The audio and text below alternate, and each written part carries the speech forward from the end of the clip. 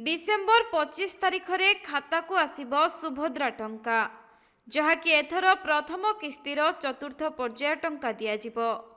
तेबे चतुर्थ पर्याय टंका पठाइबा पई एबे जांच प्रक्रिया जारी रहिछि। आउ डिसेम्बर 6 तारिख सुद्धा योग्य एवं अयोग्य तालिका मध्य आसीजिबो।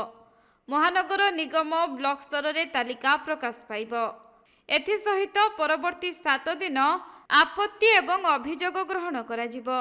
जेउ आवेदनकारी आवेदन ग्रहणीय होई पारि नाही से नै जांच चलिछि बोली सूचना और लोक संपर्क विभाग पक्षरु गणमाध्यम को एही सूचना प्रदान करा जायछि। तेबे डिसेम्बर 1 तारिख सुद्धा 1,05,36,000 आवेदन ग्रहण होइछि एवं सेमानंक मध्यरु 80 लक्षरु ऊर्ध्व हिताधिकारी सुभद्रार प्रथम किस्ती टंका मिली सारिछि।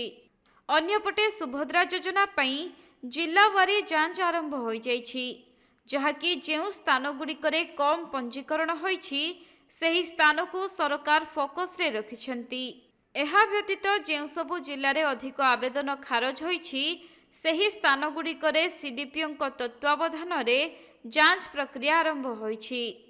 किंतु आवेदन खारज होइथिबा हिताधिकारी असंतोष प्रकाश करिबा परे सरकार सतर्क होइछंती।